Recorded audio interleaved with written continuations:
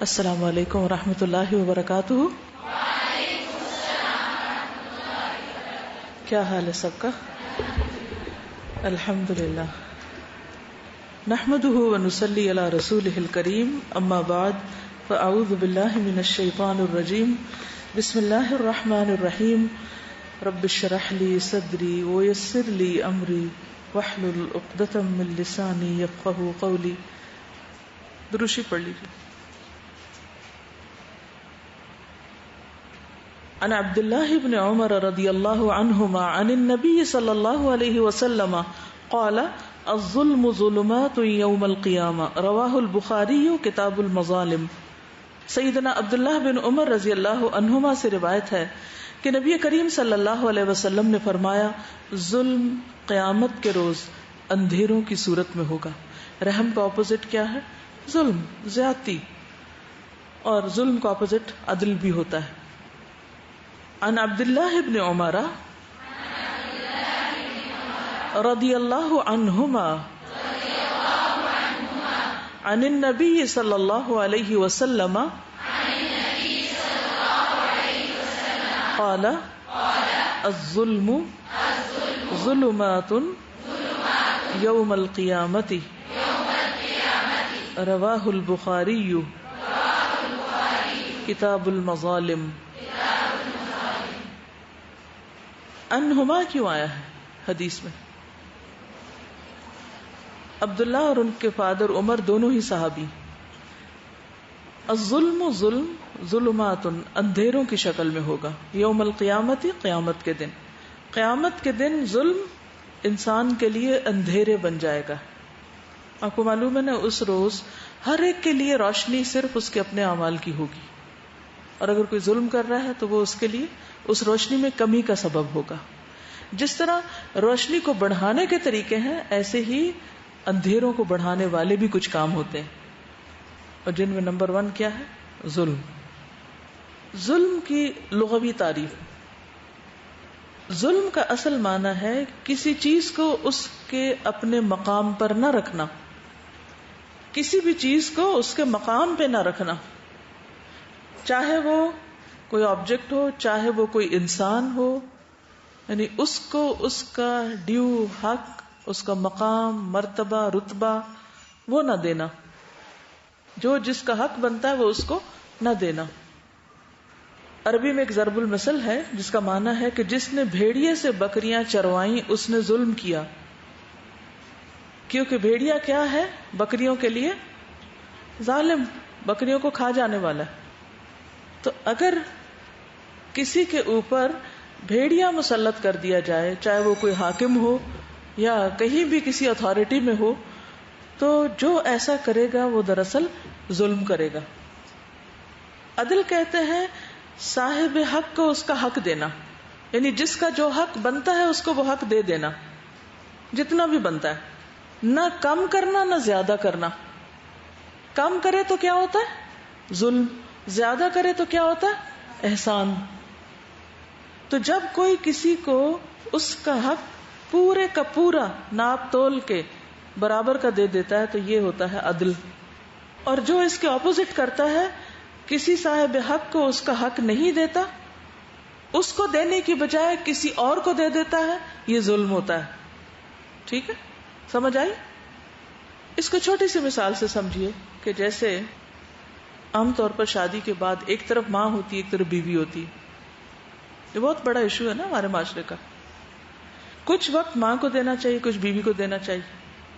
اب اگر کوئی شخص، کوئی مرد ماں کا ٹائم بھی بیوی کو دے دیتا ہے، یا وائس ورسا بیوی کا ٹائم بھی ماں کو دے دیتا ہے، تو وہ کیا کر رہا ہے؟ ظلم کر رہا ہے. ٹھیک ہے نا؟ اسی طرح اولاد پر خرچ کرنا شوہر پہ فرض ہے. اگر وہ اولاد کا حصہ اپنے بہن بھائیوں کو دے دیتا ہے، یعنی یہ مطلب نہیں کہ رشتہ داروں کو دینا نہیں چاہیے، دینا چاہیے. آت ذی القربى حقہ، ان کو بھی حق دینا چاہیے، ان کو بھی ساتھ خیر اور بھلائی کا سلوک کرنا چاہیے. لیکن یہ نہیں کہ اولاد تو آپ کی دوسروں کے آگے ہاتھ پھیلائے، وہ کسی کے دروازے پہ پڑی ہو اور آپ سخاوت کرتے پھریں کچھ اور لوگوں پر جن کو اپنے گھر سے بھی مل رہا ہے، اور وہ آپ کے بچوں کا حصہ بھی نوچ کے کھا رہے ہیں. تو یہ کیا ہوگا؟ ظلم. ٹھیک ہے. تو کسی بھی چیز کو پہچاننے کے لیے اس کے اپوزٹ کو دیکھیں. آپ ظلم کو سمجھ نہیں پائیں گے جب تک عدل کو نہ دیکھیں. ٹھیک ہے. عدل ہے کسی کو اس کا حق پورا پورا دے دینا, اور ظلم کیا ہے؟ اس حق میں کمی کر دینا یا وہ حق کسی اور کو دے دینا. وضع الشیء فی غیر محلہ, کسی چیز کو اس کی اصل جگہ سے ہٹا کے دوسری جگہ رکھ دینا, یہ ظلم ہوتا ہے. کسی چیز کو جہاں وہ ہونی چاہیے تھی وہاں سے ہٹا کے دوسری جگہ رکھ دینا. مثلا حدیث میں آپ نے پڑھا کہ جو ہمارے بڑوں کی عزت نہ کرے اور چھوٹوں پہ شفقت نہ کرے وہ ہم میں سے نہیں, وہ ہم میں سے نہیں.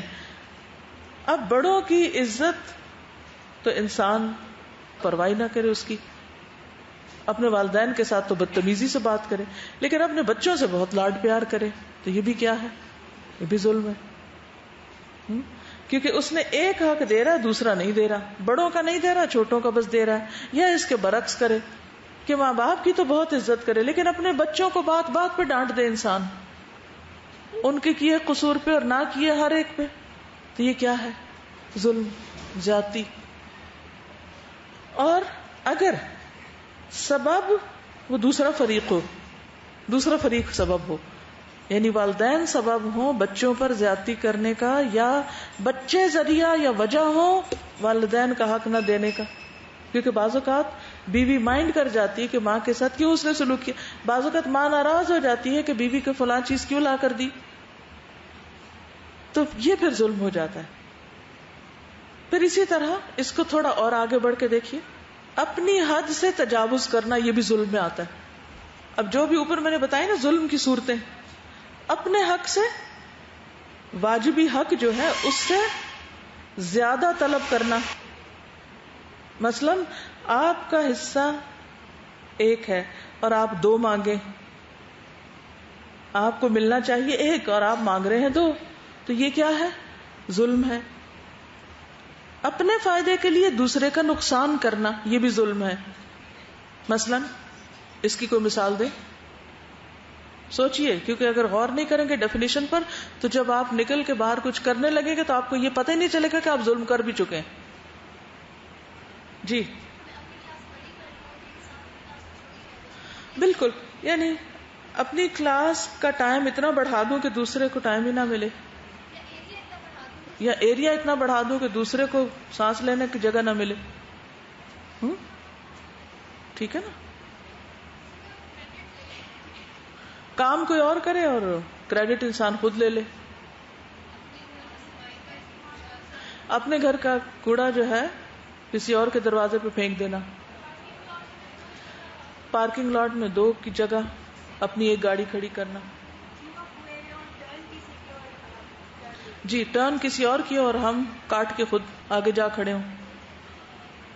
تو دوبارہ دیکھیے, کسی چیز کو اس کے اصل مقام پہ نہ رکھنا, صاحب حق کا حق پورا نہ دینا, ایک کا حق دوسرے کو دے دینا, اپنے واجبی حق سے زیادہ کا طالب بننا, اپنی حد سے تجاوز کرنا, اپنی لمٹ سے باہر نکلنا, اپنے فائدے کے لیے دوسرے کا نقصان کرنا, دوسرے کی ملکیت میں اپنی مرضی سے تصرف کرنا.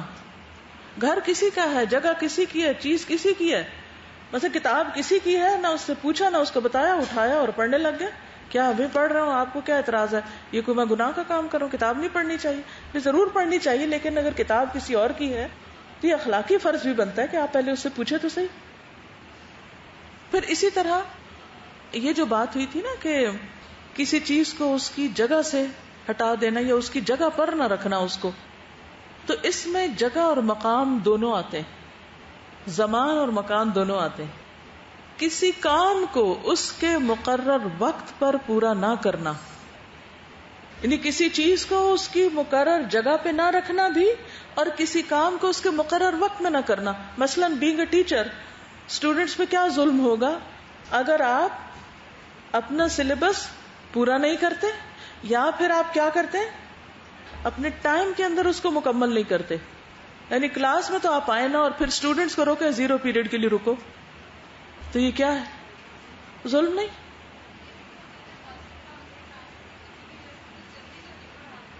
وہ کم ہی ہوتا ہے. اگر آپ استاد ہیں نا تو آپ کو پتا ہونا چاہیے کہ کون سا کام کتنے وقت میں پورا کرنا ہے. اگر یہ آپ کو نہیں پتا تو آپ استاد بننے کے لائق نہیں. ٹھیک ہے نا. آپ کو پہلے اپنی پھر تربیت کرنی چاہیے. کرنے کو تو کیا ہے. اگر اس وقت میں کہوں کہ دنیا بھر میں جو کوئی ظلم ہو رہا ہے ان سب کی کہانیاں میں آپ کو سناؤں یہاں, تو یہ میں آپ پر بھی ظلم کروں گی اور اپنے آپ پر بھی کروں گی. میرا اس وقت کام کیا ہے کہ میں آپ کو بتا دوں ظلم کس کو کہتے ہیں, پھر آپ اپنی عقل استعمال کریں اور اپنا جائزہ لیں, دوسرے کا جائزہ لیں, آس پاس کا لیں, اور پھر اس کو جتنا خود سے نکالیں دوسروں سے روکیں. تو ہر چیز کی ایک لمٹ ہوتی. مثلا کلاس 2 کا سلیبس آپ کلاس 1 کو پڑھانا شروع کر دیں کہ میں ان کو زیادہ قابل بنا رہی ہوں, یا 2 کو آپ 1 کا پڑھا رہے ہیں. یہ سب کیا ہے, اس چیز کو اس کی جگہ پہ آپ نے نہیں رکھا. اور یہ ساری چیزیں جو آپ کو مثلا دی گئی ہیں ایک لمبے تجربے کے بعد لوگوں نے ڈیسائیڈ کی ہیں کہ یہ کام اتنے وقت میں ختم ہونا چاہیے, اور اگر نہیں ہونا یا نہیں ہو سکتا تو اس کا مطلب ہے آپ یا اتھارٹیز ٹیچرز پہ ظلم کر رہی ہیں, ان کو وہ کام دے رہے ہیں جو ان کے بس کی بات نہیں. ٹھیک ہے نا. تو ان سب چیزوں کا پھر کیا کرنا چاہیے, ظلم سہتے جانا چاہیے, روکنا نہیں چاہیے اس کو. جی یہ بھی ظلم ہے. ایک بچہ انجینئرنگ میں جانا چاہتا ہے اور اس کا مائنڈ سیٹ وہ ہے اور وہ اس میں زیادہ ایکسل کر سکتا ہے, اور ماں باپ اس کو زبردستی ڈاکٹر بنانا چاہتے ہیں کیونکہ ان کی اپنی ڈریم ہے کہ ان کا بچہ ڈاکٹر ہو اور وہ ڈاکٹر کے ماں باپ کہلائیں. اپنی خواہشات کے لیے وہ بچے کو ایسی چیز پہ پابند کر رہے ہیں جو اس کے بھلے میں نہیں. ہاں اگر بچہ ناسمجھ ہے ابھی تو اس کے بہاف پہ آپ فیصلہ کر سکتے ہیں, لیکن اگر بچہ میچور ہو چکا ہے اور وہ ڈیسیژن لے سکتا ہے تو کسی کی آزادی چھیننا بھی ظلم ہے. ٹھیک ہے نا. شادی میں لڑکی سے نہ پوچھنا یہ بھی ظلم ہے. کسی ایسی جگہ شادی کرنا کہ جہاں پتہ ہے یہ نباہ کوئی نہیں ہونا اور کل کو طلاق ہونی ہے. جی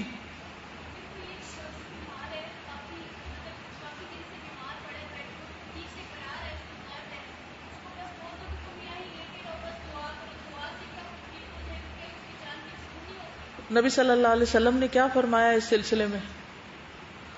کیا آپ صرف دعا کرتے تھے یا کوئی دعا بھی کرتے تھے؟ ما انزل اللہ داء الا انزل له شفا. دعا کے ساتھ دوا کرنا ضروری ہے, ورنہ کیا ہے اپنے آپ کو مارنے والی بات.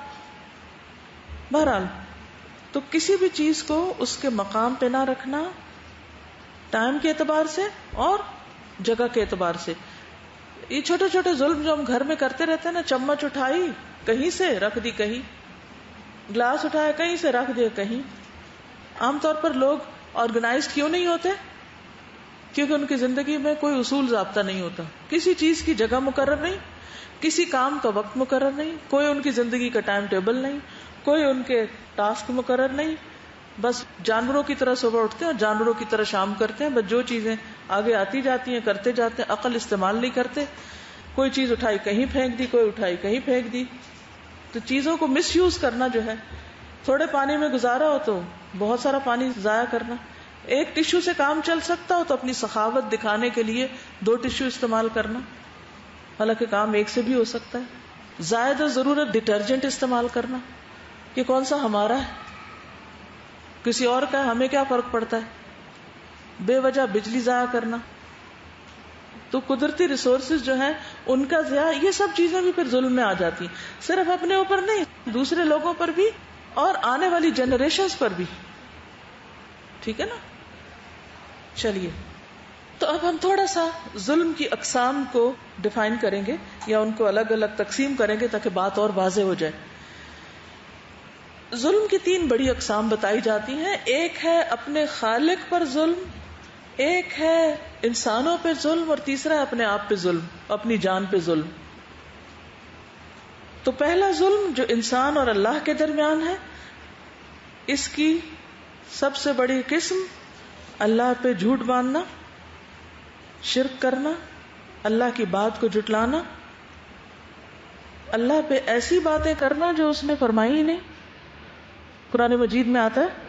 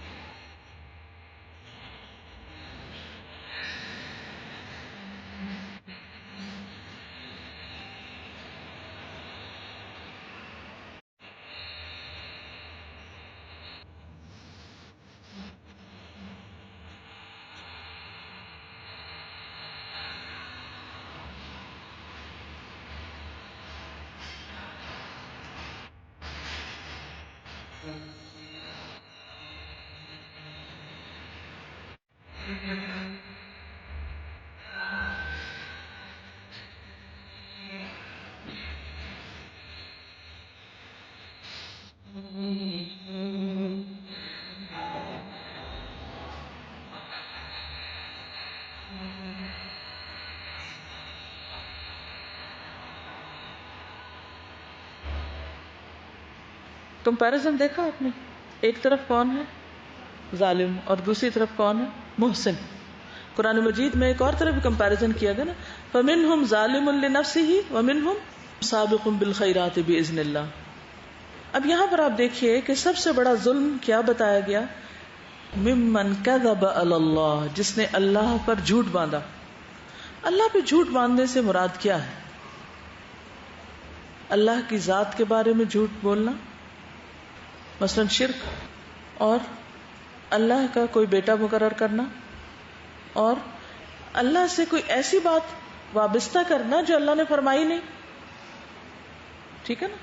تو فمن ازلم ممن کذب علی اللہ، اور دوسرا وکذب بالصدق، اور ظلم کیا ہے؟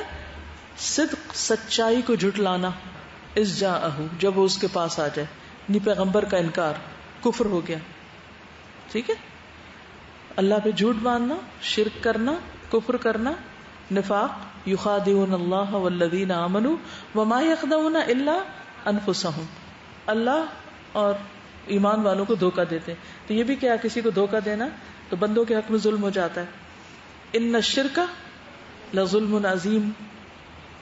دوسرا ہے بندوں کا بندوں پر ظلم کرنا، بندوں کا اللہ کے متعلق ظلم، اور پھر بندوں کا بندوں پہ ظلم. وہ کیا ہے؟ ابھی تک جو ہم نے باتیں کی ان میں سے بڑا حصہ بندوں پہ ظلم کے متعلق تھا.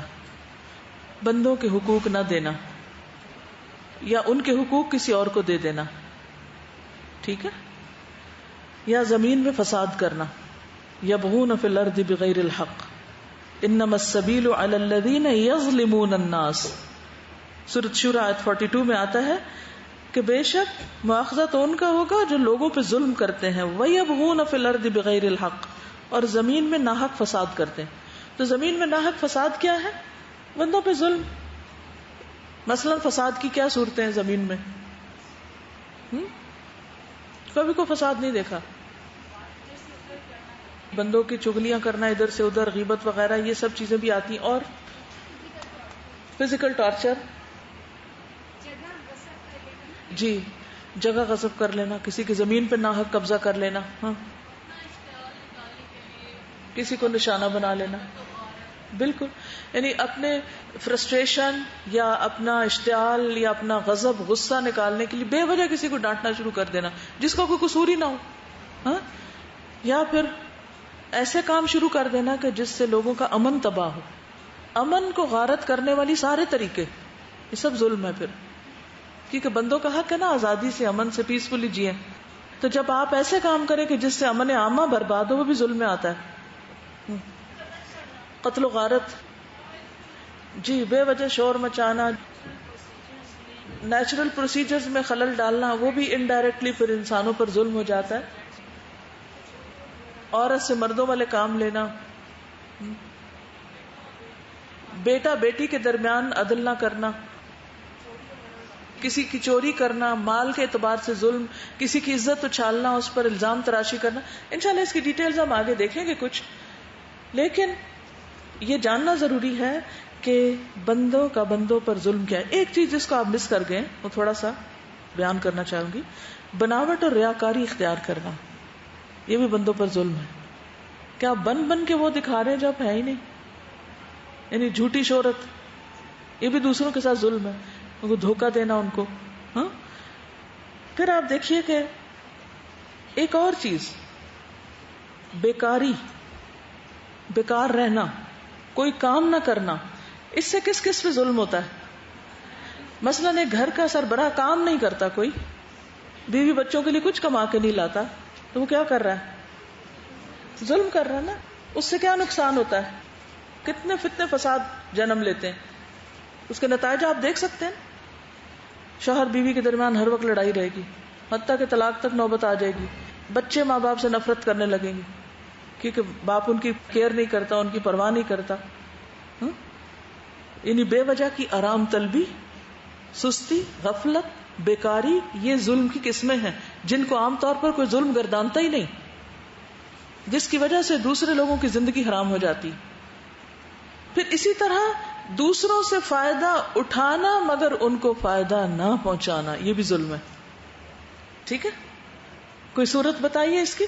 دوسروں سے فائدہ اٹھانا اور ان کو کوئی فائدہ نہ پہنچانا، خود غرضی، حرص، لالچ. جی ہاں، کسی سے ایکسٹرا کام کرانا اور اس کو پیمنٹ نہ کرنا، لینے اور دینے کے پیمانے فرق ہونا. ویل للمطففین الذین اذا اکتالوا علی الناس یستوفون، جب دوسروں سے لیتے ہیں پورا پورا لیتے ہیں. واذا کالوہم او وزنوہم یخسرون، جب ان کو ناپ تول کے دیتے ہیں تو اس میں کمی کرتے ہیں. جی، کسی کو یوز کرنا، ابیوز کرنا، ایکسپلائٹ کرنا. ہاں، غلطی خود کرنا، الزام دوسروں پہ لگانا. یعنی برتن توڑ کے تو کسی اور کے دروازے پہ رکھتے ہیں. جی، دوسرے سے کام نکلوا لینا، جب ان کی باری آئے تو غائب ہو جانا. دوسروں سے خود اچھا سلوک نہ کرنا لیکن ان سے ایکسپیکٹ کرنا کہ وہ اچھا ہی کریں، وہ دوسروں کے لیے نہ کرنا. بالکل. تو ہوتا یہ کہ ایسا انسان انسانیت کے دائرے سے نکل جاتا ہے. یعنی انسانیت کے دائرے سے نکلی ہوئی باتیں، یہ ظالمانہ کام ہے. اور اس کا نقصان کیا ہوتا ہے کہ لوگوں کے باہمی تعلقات خراب ہوتے ہیں، وہ آپس میں لڑتے ہیں، ایک دوسرے پہ غالب آتے ہیں، طاقتور کمزور کو کھا جاتا ہے. پھر ان لوگوں کی بات قبول کرنے کا کوئی اثر باقی نہیں رہتا ہے، ایسوں کی پھر کوئی سنتا بھی نہیں. ٹھیک ہے نا، جو دوسروں پہ ظلم کرتے ہیں ان کی بات کوئی نہیں سنتا، ان کے لیے دل میں کوئی رسپیکٹ بھی نہیں ہوتی. پھر اگر جو لڑ رہے ہیں ان کو آپ روکے کہ لڑائی مت کرو تو وہ کوئی باز بھی نہیں آئے گا. تو اللہ تعالیٰ ایسے لوگوں کو پھر ہلاک کر دیتا ہے. قوم شعیب کیوں ہلاک ہوئی تھی؟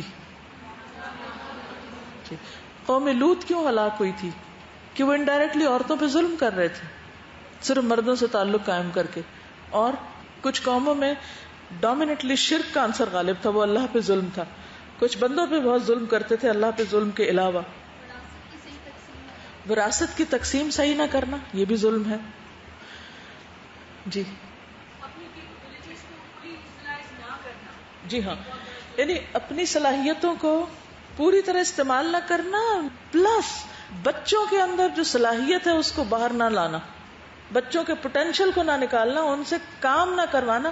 دیکھیے بچوں کے ساتھ رحم یہ نہیں کہ وہ کام نہ کرے تو آپ چھوڑ دیں ان کو، انہیں کہیں یہ رحم کر رہی ہوں، اب میں کیوں اس سے ناراض ہوں، یہ تو بچہ کبھی کام نہیں کرتا، بیچارے کا دماغ کمزور ہے، نہ کرے، کھیل کا شوق ہے، اس کی عمر ہے، کھیلنے دو اس کو. کیا یہ رحم ہوگا یا ظلم ہوگا؟ یہ ظلم ہوگا. جس جاب کے لیے آپ پے لے رہے ہیں، جو وقت آپ نے مقرر کیا ہے، اس کو صحیح طور پر استعمال نہ کرنا، یہ سب ظلم کی قسمیں. ظلم جو ہے اس کو اللہ سبحانہ وتعالیٰ نے حرام کیا ہے، اور قیامت کے دن انسان کے لیے اندھیروں کی شکل میں ہوگا.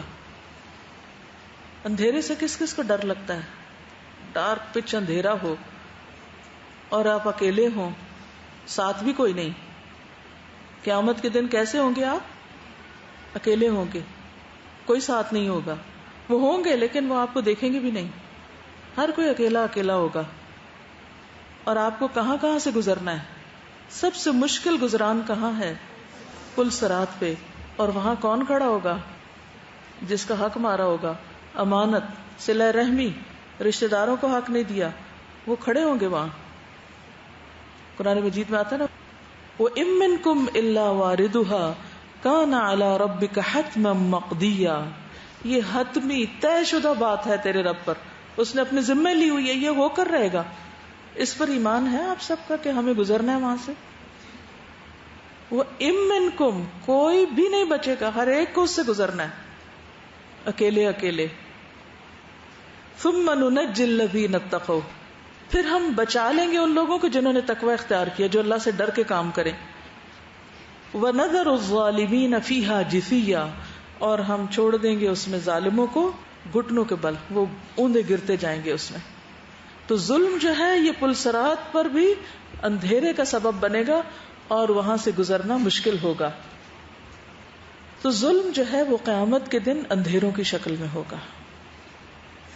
نبی صلی اللہ علیہ وسلم نے فرمایا, اللہ سبحانہ و تعالیٰ سے روایت کرتے ہیں, اے میرے بندو, میں نے اپنے اوپر ظلم کو حرام قرار دیا ہے اور میں نے تمہارے درمیان بھی ظلم کو حرام قرار دیا ہے, تو تم ایک دوسرے پر ظلم نہ کرو.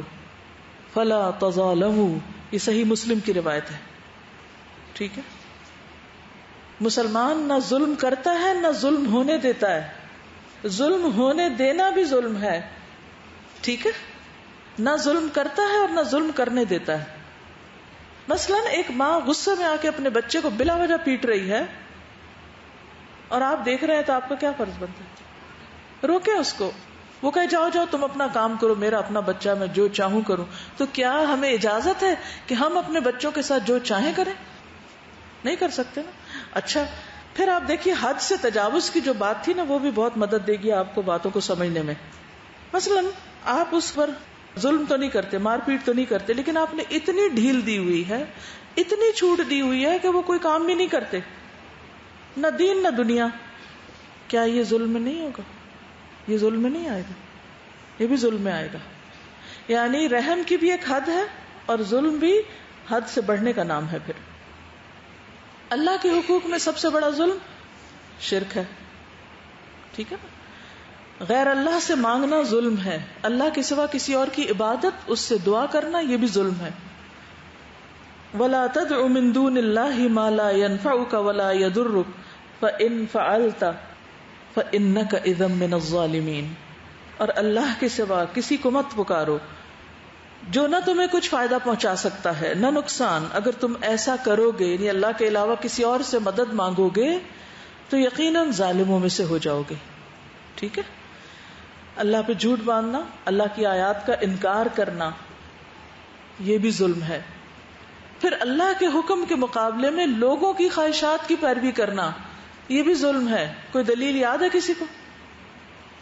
اللہ کے حکم کے مقابلے میں, مثلا اللہ نے حکم دیا نماز پڑھو, اور لوگوں کی خواہش کیا ہے کہ ان کے ساتھ بازار چلو مثلا,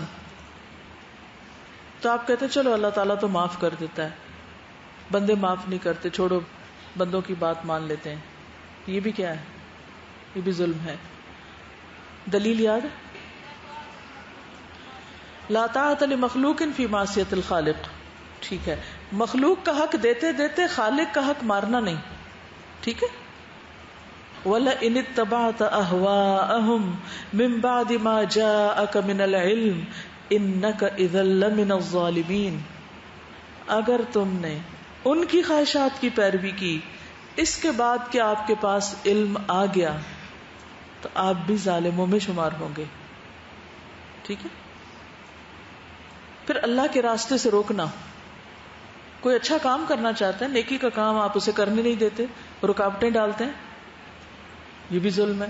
مثلا قرآن مجید میں آتا ہے لعنت اللہ علی الظالمین الذین یصدون عن سبیل اللہ ویبغونها عوجا. جی, اللہ کے گھروں کی خرابی میں حصہ لینا, اللہ کی مسجدوں کی طرف جانے سے روکنا. ومن اظلم ممن منع مساجد اللہ ان یذکر فیہا اسمہ وسعی فی خرابها. اس سے بڑا ظالم کون ہوگا جو اللہ کی مسجدوں میں اس کا نام ذکر کرنے سے روکے اور اس کی خرابی کے درپے ہو. پھر نبی صلی اللہ علیہ وسلم کے طریقے سے آگے بڑھنا, یہ بھی ظلم ہے. ایک شخص آیا اور اس نے آپ سے وضو کا طریقہ پوچھا, تو آپ نے اسے 3 دفعہ آزاد ہو کر بتائے, ہاتھ 3 دفعہ دھوئے, کلی 3 دفعہ کی. فرمایا جو شخص اس میں اضافہ کرے اس نے برا کیا اور حد سے تجاوز کیا اور ظلم کیا. فقد اساء وتعدى وظلم. وضو میں 3 دفعہ سے زیادہ دھونا, یہ بھی ظلم میں آتا ہے. ٹھیک ہے, یا اللہ کے رسول صلی اللہ علیہ وسلم نے 3 دفعہ کا کہا, آپ بچوں کو کہنی تم تو 5 دفعہ دھو گے. مثلا زنا کی سزا 100 کوڑے ہے, آپ کہنے اس کو تو 101 مارنے چاہیے. تو ایک زائد کوڑا جو ہے نا وہ حاکم کو ظالم بنا دیتا ہے اور اس پر اس کی پکڑ ہو جائے گی. کیونکہ اس نے عدل سے انحراف کیا. اور کچھ؟ پھر اسی طرح تصویریں بنانا، تصویر سازی، یہ بھی ظلم میں شامل ہے. نبی صلی اللہ علیہ وسلم نے فرمایا، اللہ تعالیٰ فرماتا ہے اس شخص سے بڑھ کر ظالم کون ہوگا جو میری مخلوق کی طرح پیدا کرنے چلا ہے. اگر اسے یہی گھمنڈ ہے تو اسے چاہیے کہ ایک دانہ پیدا کرے اور ایک چیونٹی پیدا کرے، تو نہیں کر سکتا. ٹھیک ہے، آپ میں سے کوئی کچھ کہنا چاہے تو کہے. میں تصویر سازی کے بارے میں جو کہ آپ بات کر رہی تھی اس سے بات کرنا چاہتی ہوں.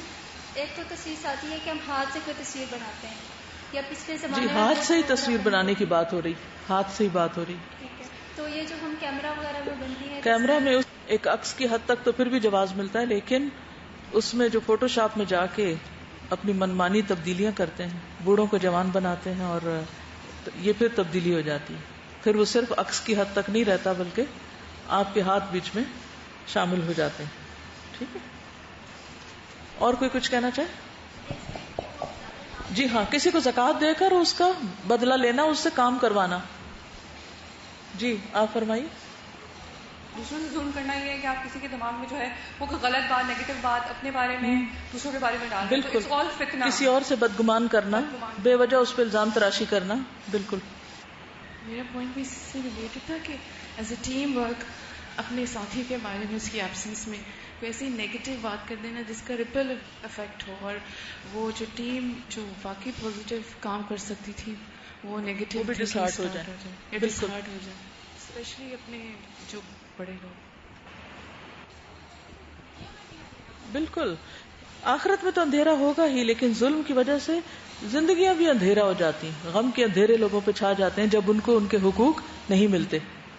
جی آپ فرمائیے.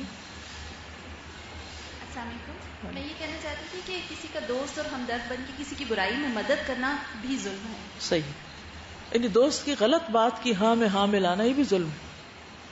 چلیے، اب انسانوں کے ساتھ ظلم کی جو کچھ شکلیں ہیں اس میں اللہ سبحانہ وتعالیٰ نے آپس میں ظلم کرنے کو حرام قرار دیا، جیسے ابھی حدیث قدسی میں نے آپ کو سنائی تھی. پھر اسی طرح رشتہ داروں کو ان کا حق نہ دینا، رشتے کاٹ کے رکھ دینا، ان کے ساتھ کسی قسم کا تعلق نہ رکھنا، ان سے میل ملاقات چھوڑ دینا، ان کی غلطیوں کو معاف نہ کرنا. نبی صلی اللہ علیہ وسلم نے فرمایا، رحم رحمان سے نکلا ہے جو قیامت کے دن آئے گا اور عرض کرے گا، اے میرے رب مجھے توڑا گیا، یعنی مجھے کاٹا گیا، قطعت، اے میرے رب مجھ پہ ظلم کیا گیا، ظلمت، اے میرے رب میرے ساتھ برا سلوک کیا گیا، اسی الیہ.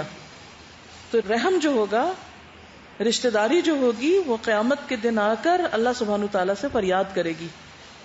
یہ نہیں کہے گی کس نے کیا، وہ کہے گی میرے ساتھ یہ کیا گیا. اور اللہ سبحانہ تعالیٰ پھر اس ظالم کو خود ہی پکڑیں گے. جیسے زندہ گاڑی ہوئی لڑکی کے گاڑنے والے سے نہیں پوچھا جائے گا، بلکہ کیا ہوگا، لڑکی سے پوچھا جائے گا. وَإِذَا الْمَوْءُودَةُ سُئِلَتْ بِأَيِّ ذَنبٍ قُتِلَتْ. جب زندہ گاڑی ہوئی لڑکی سے پوچھا جائے گا اسے کس ظلم میں گاڑا گیا. تو اسی طرح رشتوں کو توڑنے والے، رشتہ داروں کے ساتھ برا سلوک کرنے والے، ان کا حق نہ دینے والے، یہ سب سے بڑا ظلم ہے انسانی تعلقات میں. والدین کا حق نہ دینا اور پھر اس کے بعد باقی رشتہ داروں کا حق بھی نہ دینا.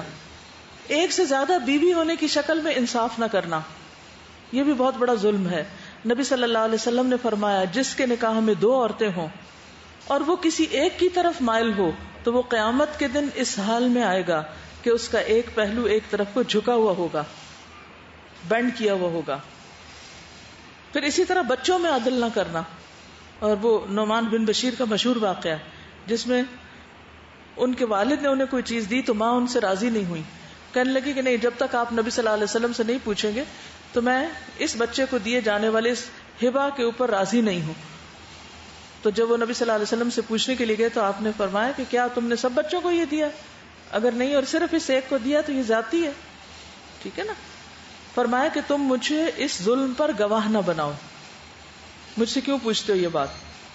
پھر اسی طرح ماتحت لوگوں کا خیال نہ کرنا، یعنی جو آپ کے ساتھ کام کرتے ہو، آپ کے انڈر کام کرتے ہو، ان کی ضروریات کا لحاظ نہ کرنا.